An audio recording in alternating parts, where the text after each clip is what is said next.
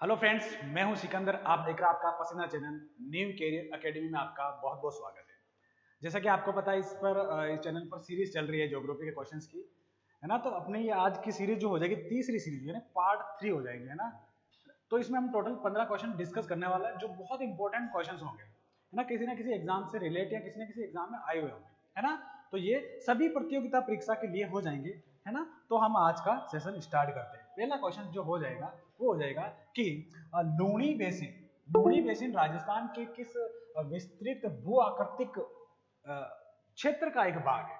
कहने का मतलब लूणी बेसिन है वो किस एरिया का भाग हो जाएगा, है ना। थोड़ा सा कंफ्यूज किया गया, भू आकृतिक, है ना। कौन सा हो जाएगा, देखो ऑप्शंस हो जाएंगे पूर्वी मैदान, पश्चिमी मरुस्थल, अरावली पहाड़ी और दक्षिणी पूर्वी पठार, है ना। तो इसका आंसर सीधा सा है, लूणी नदी किस एरिया में बहती है, तो हमें जानकारी होनी चाहिए कहाँ बहती है। ये पश्चिमी राजस्थान में बहती है। लूणी नदी की अगर बात करें, है ना, लूणी बेसिन मतलब जहां पर लूणी बहती है उसका पूरा एरिया कवर हो जाएगा। लूणी नदी वैसे अजमेर के नाहग पहाड़ से निकलती है ना। कहाँ से निकलेगी, इसका उद्गम क्या हो जाएगा, अजमेर, अजमेर जिला, अजमेर के नाग पहाड़, अजमेर के नाहग पहाड़ से निकलती है, नाहग पहाड़ से निकलती है। ध्यान रखें, तो इसमें पूछा गया कि लूणी नदी किस एरिया से रिलेट है, किस एरिया में बहती है, ठीक है। तो पश्चिमी मरुस्थल। अगले क्वेश्चन की हम बात करें, राजस्थान में लूणी जवाई बेसिन को अन्य किस नाम से जानते हैं। अब लूणी बेसिन जो बह रही है पश्चिमी राजस्थान, पश्चिमी मरुस्थल में, है ना, तो उसको किस नाम से जानेंगे। बांगड़ प्रदेश, गोडवाड़ प्रदेश, शेखावाटी प्रदेश या मृत नदी प्रदेश, है ना। अगर हो जाएगा तो इस एरिया का जो नाम हो जाएगा, ध्यान रहे, गोडवाड़ प्रदेश। लूणी नदी को जो एरिया हो जाएगा गोडवाड़ प्रदेश हो जाएगा, है ना। ये हो जाएगा आपका अधिकतर ध्यान रहे इसके आगे कि ये जो लूणी नदी का जो भाग है जालोर, है ना, जालोर, अब साचोर भी आ जाएगा नए जिले के हिसाब से बात करें तो जालोर और साचोर में किस नाम से जानेंगे हम, गोडवाड़ प्रदेश, गोडवाड़ एरिया हो जाएगा, ठीक है। उस एरिया को गोडवाड़ प्रदेश के नाम से जानते हैं, उसी एरिया में बहती है, ठीक है। अब नेक्स्ट क्वेश्चन, निम्नलिखित में से कौन सा भौतिक लक्षण राजस्थान बांगर में सम्मिलित नहीं है। बहुत बढ़िया सवाल है ना। इनमें से कौन सा एरिया है जो बांगड़ प्रदेश में नहीं आता है ना। ऑप्शंस आपके सामने, गोडवाड़ प्रदेश, आंतरिक परवा प्रदेश, नमकीन जिले और छप्पन का मैदान, है ना। बहुत अच्छा क्वेश्चन है। इसमें से आपका जो आंसर हो जाएगा छप्पन का मैदान हो जाएगा। क्यों हो जाएगा, क्योंकि हमें पता है कि छप्पन का मैदान जो है वो आपके बांसवाड़ा बांसवाड़ा बांसवाड़ा में प्रतापगढ़ में, किसमें, प्रतापगढ़ में स्थित है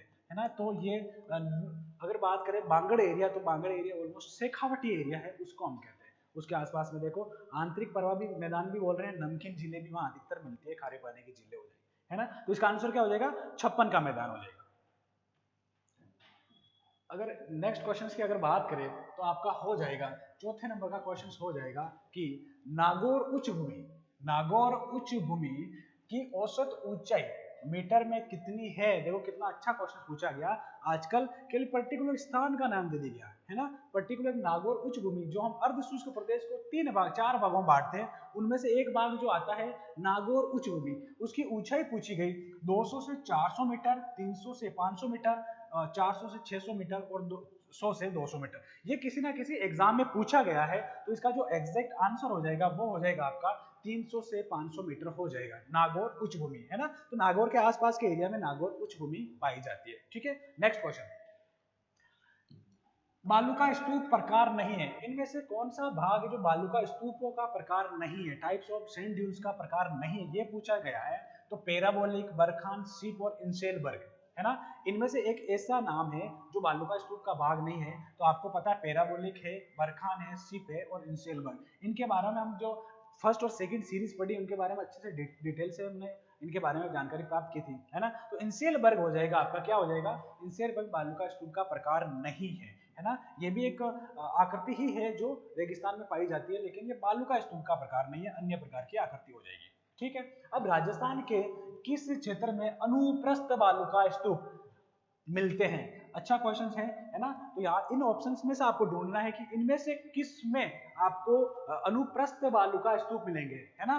अनुप्रस्थ के बारे में पहले हम डिस्कस कर चुके हैं। अगर ऑप्शन नंबर बीकानेर के पुंगल, है ना, पुंगल के चारों ओर, है ना, और लूणी बेसिन के पश्चिम भाग में, जैसलमेर जिले के रामगढ़ क्षेत्र में, और या अजमेर का जो पुष्कर वाला एरिया, इसमें से है ना। अगर इनमें से एक आंसर चुनना है तो वो हो जाएगा आपका बीकानेर, है ना।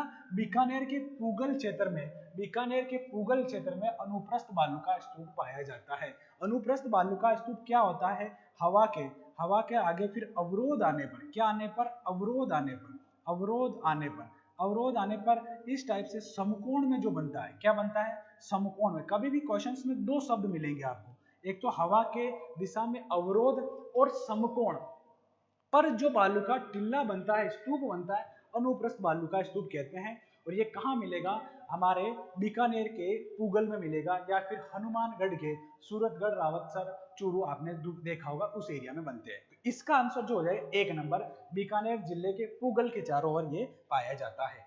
ठीक है, नेक्स्ट क्वेश्चन की अगर बात करें तो राजस्थान के थार में पाए जाने वाले अर्धचंद्राकार बालू का रेत के टीलों को क्या कहा जाता है, क्या कहते हैं, बरखान कहते हैं, सम कहते हैं, रण कहते हैं, खडीर कहते हैं। इसमें से जो आंसर होना चाहिए वो होगा, वो हो जाएगा आपका बरखान। क्या हो जाएगा, बरखान हो जाएगा। पहले हम डिस्कस कर चुके हैं कि रेगिस्तान में जो अर्धचंद्राकार बालू का स्तूप बनते हैं, है ना, अर्धचंद्राकार आधे चांद की तरह जो बालू का स्तूप बनते हैं, उनको हम किस नाम से जानेंगे, बरखान के नाम से जानेंगे, बरखान के नाम से जानेंगे। ठीक है, इसमें बहुत बार पूछा जाता है क्वेश्चन। और नेक्स्ट क्वेश्चन की अगर बात करें तो बरखान या बरखान क्या है, रेत के टिल्ले है, डेल्टा है, पहाड़ियां है, जिले, है ना। अब इनमें से अगर हम बात करें तो कौन सा आंसर हो जाएगा, देखो इनमें से पूछा जा रहा है कि बरखान क्या है, तो बरखान को हम डिस्कस कर चुके हैं कि रेत के टिल्ले है ना। रेत के टिल्ले को हम बालू का स्तूप या टिल्ले को हम किस नाम से जान रहे हैं, बरखान के नाम से जान रहे हैं। लेकिन एग्जैक्ट क्या होगा, अर्धचंद्राकार बालू का स्तूप या रेत के टिल्ले को हम बरखान के नाम से जान रहे थे। ठीक है, अब इसके बाद अगर बात करें राजस्थान को कितने प्रमुख भौतिक विभागों में, सॉरी, राजस्थान को प्रमुख भौतिक विभागों में कितनी बार बांट सकते हैं, एग्जैक्ट ये सीधा से सीधा क्वेश्चन पूछा गया है ऐसे, है ना, किसी न किसी एग्जाम में आया हुआ 1 4 2 6, है ना। तो ध्यान रहे, इस केवल वो नॉर्मल तरीके से पूछे कि राजस्थान को कितने भौतिक प्रदेशों में बांटा गया, तो वो आपका हो जाएगा, कौन सा हो जाएगा, आंसर 4 हो जाएगा। कितने भागों में बांटा गया तो हो जाएगा, देखो एक भाग आ जाता है, वो हो जाएगा आपका पश्चिमी मरुस्थलीय प्रदेश। कौन सा हो जाएगा, पश्चिमी मरुस्थलीय प्रदेश, है ना। दूसरा जो भाग है वो हो जाएगा अरावली पर्वतमाला, अरावली पर्वतमाला। ठीक है, यहां तक कोई दिक्कत नहीं होगी। इसके बाद जो आता है दक्षिणी पूर्वी मैदानी प्रदेश, दक्षिणी पूर्वी मैदानी प्रदेश, है ना। पूर्वी मैदानी ले सकते हैं, दक्षिण थोड़ा ठीक नहीं रहेगा, दक्षिण नहीं रहेगा, है ना। अब चौथा नंबर पे हो जाएगा, वो हो जाएगा आपका दक्षिणी पूर्वी पठारी प्रदेश, है ना। तो ध्यान रहे, पश्चिमी अरावली, फिर इसके बाद सॉरी पश्चिमी मरुस्थल, फिर अरावली, फिर मैदान और फिर पठार, ये 4 भागों में हम बांट कर इनको पढ़ सकते हैं। तो आंसर क्या हो जाएगा, 4, नॉर्मली तरीके से हमें पूछा जाए तो, है ना। नेक्स्ट क्वेश्चन हो जाएगा, राजस्थान को वीसी मिश्रा ने कितने भौगोलिक प्रदेशों में बांटा गया, है ना। अकॉर्डिंग टू वीसी मिश्रा के अनुसार अगर हम बात करें तो कितने भागों में बांट दिया गया, 2 4 5 7, है ना। तो इसका आंसर जो हो जाएगा वो कौन सा हो जाएगा, 7 हो जाएगा। कौन सा हो जाएगा, 7 हो जाएगा। वीसी मिश्रा ने कितने भागों में बांटा, 7 भागों में बांटा। कितने भागों में बांट दिया गया, 7 भागों में बांट दिया, ये आपको जानकारी होनी चाहिए। ठीक है, पश्चिमी मरुस्थलीय प्रदेश क्षेत्र का क्षेत्रफल लगभग है 2,42,239 वर्ग किलोमीटर है, या 75,000 वर्ग किलोमीटर, या 1,75,000 है, या 2,13,688 वर्ग किलोमीटर है।